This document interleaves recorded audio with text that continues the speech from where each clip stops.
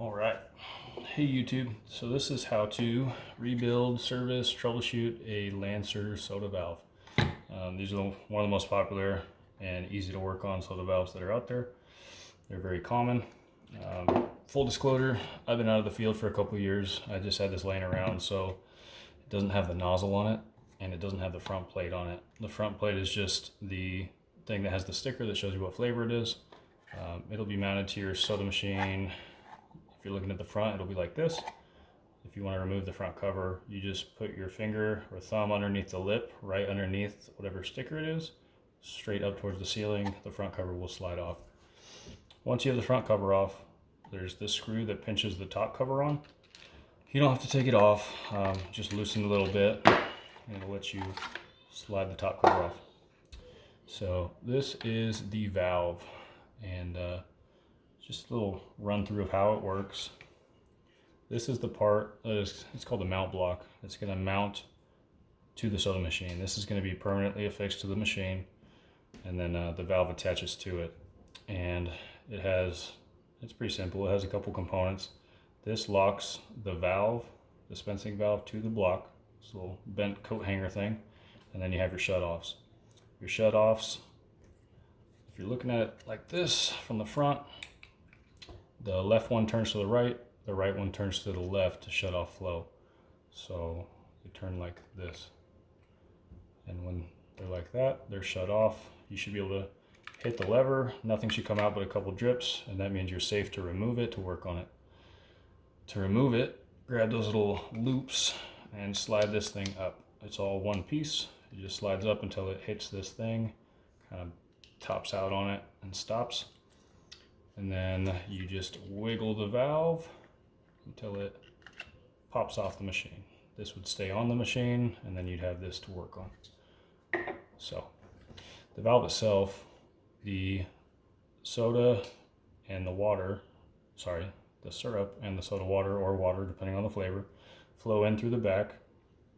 They go through the front here, and inside here is where they're metered using ceramic flow meters. We'll get to that when we take this apart. After it's metered, they go through into the lower body, and that's where it kind of mixes together, and then it comes out the nozzle, which should be right there. So they're pretty simple devices. The thing that allows it to come out, that's activated when you hit the lever. When you're hitting the lever, all it's really doing is hitting this little tiny switch, this little button, which you'll see better in a minute. But what that button does is it sends power through to the coil or solenoid. This is the coil, and you can kind of see on the bottom of the solenoid. Can you? No. I'll show you that once you take the plate off. But basically, when you energize this, it pulls up, and by pulling up, it opens the two little rubber paddles to let the soda through. So it's actually really simple. So that's a basic overview, and let's get to the disassembly. So if you're holding it and sit in front of you, on the bottom, once you have the nozzle and the little diffuser out, you'll have 6 screws. These 2 were missing, can't find them, so you would remove those 2, and then you'd start removing these. They're just Phillips screws. A drill is faster, but I recommend using a regular screwdriver because you'll probably end up stripping something out because the plastic is very soft. But if you're more comfortable with a drill, use a drill. I always did. It's faster. Once you have these screws loosened, you don't have to take them out. Turn the valve to the side, hold it, and grab this plate, and the plate comes off. So this is called your base plate. And it's just what the nozzle locks into, and then its only other function is these little tiny springs, and I'll tell you what those do in a minute. So then you have your lever sticking out like crazy, big lever. So the way that you remove this guy is it just snaps onto little posts. So you can take your finger and just pry it off one of the posts, or do what I do and put my screwdriver in here, pry it off. Once you have the one side off, flip it over and pop it off the other one. And then this little spring, which is what makes the lever snap back, it locks onto this little tiny nub thing. So just to show you guys again, to put it on, you would just put the lever on one side, put it on the post on the other side, and then that little springy guy right here just goes right into that notch. That's what makes it snap back when you're done dispensing. So let's say you remove the lever, that out of the way. Some have a long lever, some have a short straight lever. Doesn't really matter, they go on the exact same way. Once you have that off, I always took the electrical off first. So like I said, this little switch is what activates the valve, and it's only held in there by this little rectangle plate. So wiggle that little plate straight up and out. It just locks in with this post, which slides into this hole, and its only job is to keep the switch from wiggling itself out of there. Because if it does wiggle up too high, or it's a little cockeyed, the lever might not activate that little white thing, and you might not get any soda. So just pull that out of there. The switch is in just a little channel. Pull that out, and then you have these two little pink spades. Sometimes they're pink, blue, doesn't matter. They just push off. They're just pushed on there. And that's your wiring harness. So now we have more screws to take out. So it depends on if you're doing a full rebuild or not, what you really need to take apart. But we're going to go through the whole thing just so you guys really can grasp everything.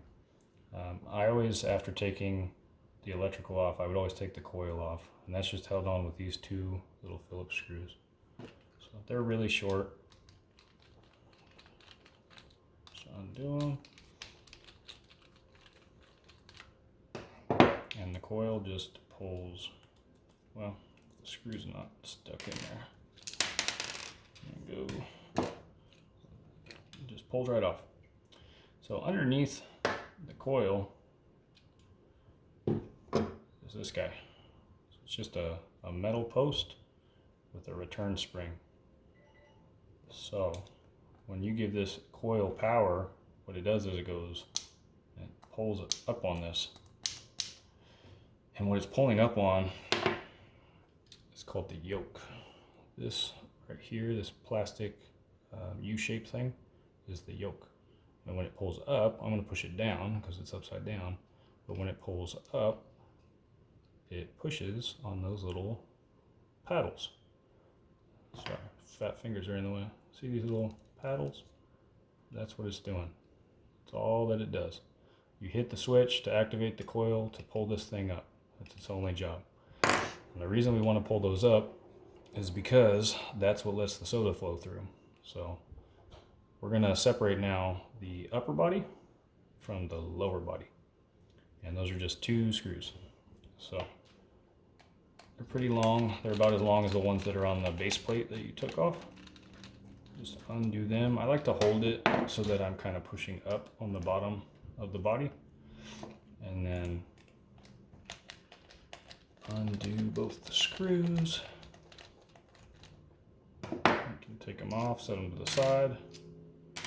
And just for comparison, here's the screws from the base plate, here's the screw from the bottom body. They're the exact same screw, so you don't have to worry about swapping, mixing them up.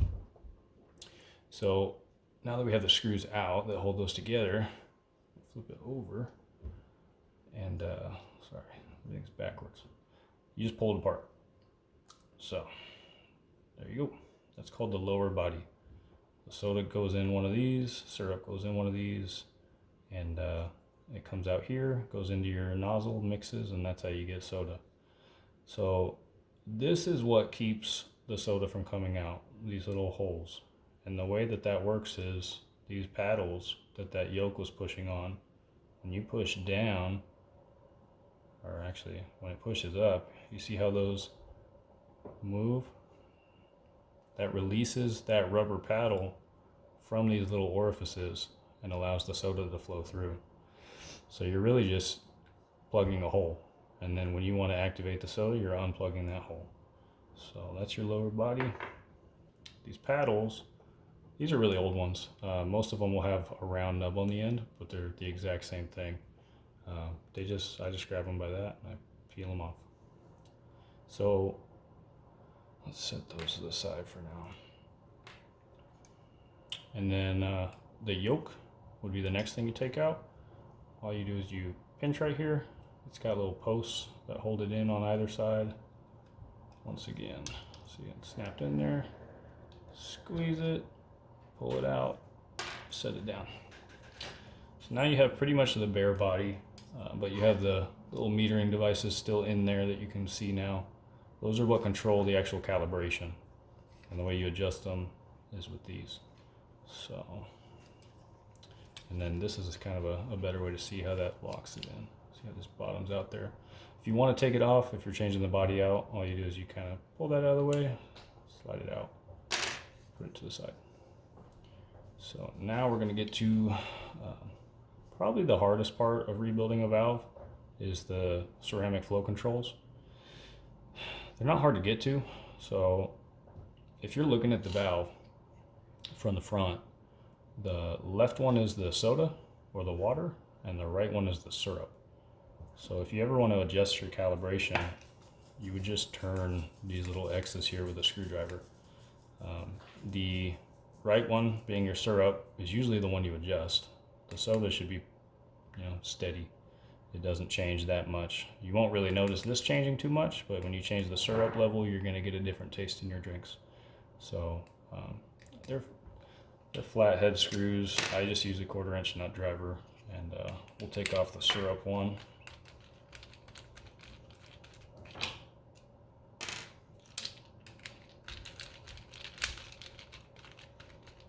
So those 2 screws hold this little football shaped plate on, and that keeps this thing from going flying because there's a lot of pressure. Soda's over 100 psi of pressure, syrup is 60. If you didn't have that thing on there and you turn the flow back on, this whole thing is going to go shooting out. So make sure you always remember to put those plates back on. So to remove this, you cannot, well, actually this one you can. Most of the time it won't move like that. It's not going to be that easy. So all you do is you take your screwdriver or whatever you have to use leverage, and this little tab here, you just pull up on the underside of it and then get it to slide out. Pull that out of there. All this does is it pushes in. When you screw in this, it pushes this in, and that causes tension on the spring in there. The way these work is actually really cool. So now you have a big hole, big open hole. You have a spring in there, and that's what allows it to adjust the calibration. And then you have a ceramic flow control. So you don't want to stick a tool down in here and scratch anything. The way that I always took them out and I never had any issues was the way that the guy who trained me taught me. And this probably isn't the best way. There is a tool that you can put in there, tighten it, it expands, pulls it out. You don't really need any of that. Grab a thermometer, something really skinny, put it in the back side, push. Generally, they won't come out together like this. I don't know why this is being so cooperative. Usually the center, smaller piece will come out, but this will remain in there. So just for posterity's sake, it would usually be like that. And then you might have to, because most of the time what I would do is you have to kind of bang it. So you want to push to one side because you don't want to, scratch the inside of it. You want to push to one side so you're hitting that outside edge, and you just kind of tap it, hit it until it pops out. So now how it works. These are ceramic, but they're baked in a way that they're such a tight feel and they're so perfectly smooth that no soda can seep in through this crack. It's kind of crazy. So the way that it works is you have that spring in there, and you have your inner and your outer flow control.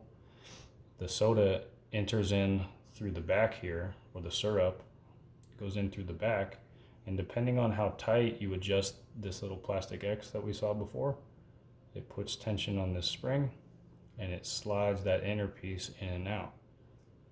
And what you'll see is these little holes all the way around. That's actually where the syrup comes out. So by pushing this thing in and out, you're blocking or unblocking those little holes. And that's all it is. That's how small of an adjustment it is. That little bit determines how much is going to come out of these holes. So it doesn't take a whole bunch of cranking on this to adjust your flow. And then, let's see, is there anything I'm missing?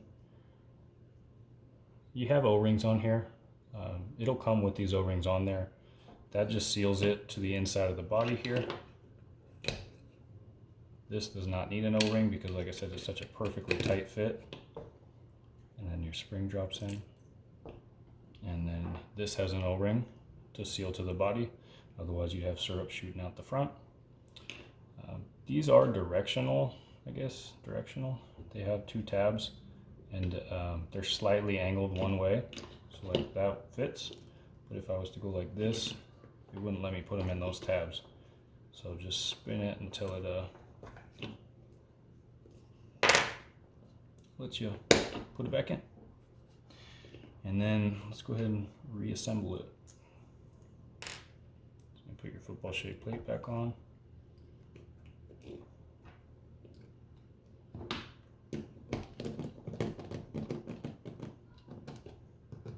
You don't have to crank these down or anything. Remember, you're screwing a metal screw into plastic. So you got those in. We're going to put our yoke back in. And the way to remember which way the yoke goes is it's got this little smooth, kind of like a little ramp. The curved portion goes up. When you're holding it like this, the curved portion goes up. You can, I think, put it in backwards, but you just pinch right here, pop it into the little holes, and that's that. These little notches are what the paddle arm, we call it, goes and sits into. So when you put these in, you actually do want to make sure that you line those up just right, so that when you tighten that lower valve body on, if you have it off, what'll happen is it'll tighten and it'll push up like that, you see? And it may not activate properly, or it may even leak depending on how far off you have it. So you just put it in there, kind of push down, spin it until you get it lined up like it should be, which this one's being a pain because this is a really old paddle. Put this one on. And then your lower valve body just pushes right over those. Kind of wiggle it. And then you want to pinch it together nice and tight while you put those 2 screws back on to attach the lower to the upper body.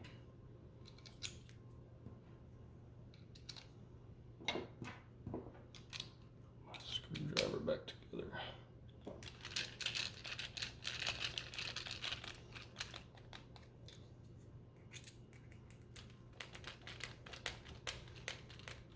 Okay, so this thing, that yoke that we saw earlier, that guy down in there, this fits into it. So the yoke straddles it, like a V straddles it, slides in like that. So all you do is you take your little solenoid post and you put it in there. And then I always hold it from the bottom, just like that, so it doesn't move out of the way. You take your coil. Remember, it's got a flat side to it. Put your flat side towards the plate where you're going to put the screws in. And just like that. Once you have this on here, there's not enough wiggle room for anything to fall loose. So once you have that on there, you can tilt it up. Find your little screws that you took out earlier. Set them in there. Tighten them back down.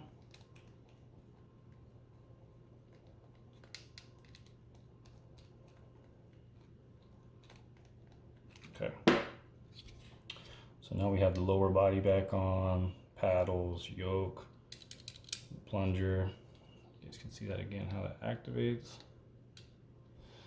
And our coil's back on. So next, I usually do well, I'm gonna put this back on just so I don't forget about it. And then I put my electronics back in. So you have your little electrical harness, your spades. These ones are super old and gunky. You just push them onto these posts. Doesn't matter which one goes where because it's AC voltage. So don't worry about swapping anything around. It's no big deal. Take your switch. You can put the switch in upside down. If you do that, the lever's not going to hit it. So just make sure you have that white nub on the switch down, like, you know, more down when you slide it into that little channel. Should be nice and flat like that. And then put your little posty guy back in the top. That holds it in there. Okay. Now we have our lever to put back on.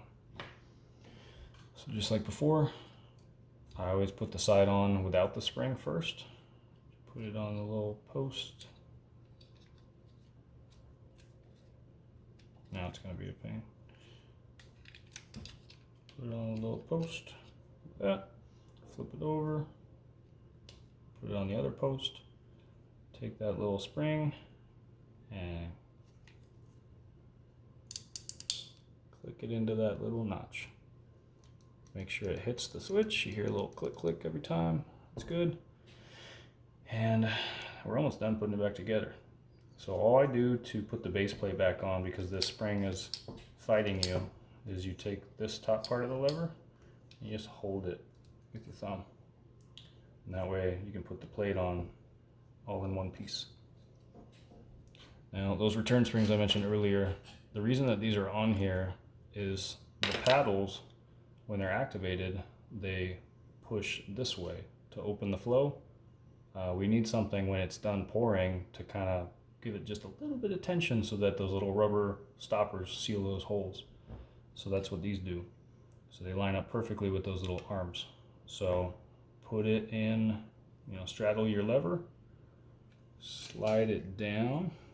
This is gonna be a little tough to show you guys, but you have your springs in there. Which way do I tilt it? There we go. Springs in there, and you just want your little springs to land on those arms. I usually, you know, it doesn't matter too much right now. What I do is I get my screws back in to hold my base plate in. Normally you'd have 6. I'm missing 2.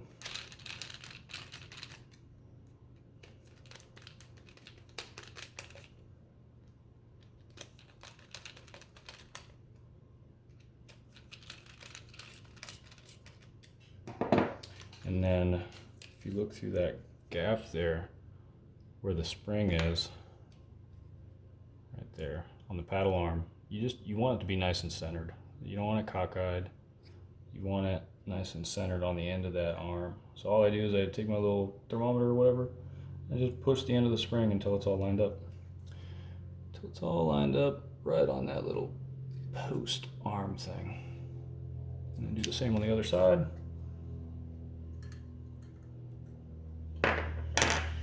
And that's it. That's the entire process of rebuilding a valve. The parts are a lot cheaper than the valve. The valves are not very expensive. But that being said, if you're only having one issue with the valve, you can learn to take it apart and fix it. If it's leaking syrup, most of the time you're going to want to replace the valve, but it depends where the syrup leak is coming from. And that'll be in my other video showing potential problems with the valve and what parts you would need to replace to fix those problems. So this would be on the machine. You would take your valve that you just rebuilt, make sure that your little locky thing is pulled up, otherwise these will be in the way and it will not let you put the valve back on. So slide that up, get your machine, wiggle it, push it real hard, and then once it's on there, push this down. You should push down far enough that it goes underneath those little white shutoffs. So when you turn the white shutoffs back on, it goes over that little retainer thing. And that's all there is to it. And then go ahead and, I mean, what I just did would be restoring the flow. If you turn those back on one at a time, I recommend doing it slowly, because if there is a leak, you don't want to just give it all that pressure. Just do it slowly. If you see something dripping or whatever, something doesn't seem right, just turn it right back off again, and you could take it apart or call Coca-Cola and see if they have any recommendations, anything you might have missed. So this is rebuilding a Lancer LEV valve. And the only other thing that I wish I could show you guys is how to install either a soda or a water button on it. On the base here, next to these screws, you'll always have a little rectangle. These older style were pretty cool because you could just push them out of place. And this little plastic nub tabby thing would come out. The new ones, you have to take like the end of a knife and just cut. It's like they take the plastic and they make it super thin, but you just cut the little corners and you pop that out until it's a little rectangle. And that's where you would install your water button or your soda button, so you can get either plain water or plain soda out of your valve. I'll try and get one of those and post another video of how to install those or replace a broken one. The old style was a lever that you take your thumb and you push downwards. The new style is a button that you push straight in, and it does the same thing. It's just the new ones are nice because they don't snap, they don't break nearly as often. So Lancer electric valve, feel free to ask any questions. If you guys have anything that you need clarification on, just comment and I will respond. And yeah, thanks for watching this whole thing. Have a good day.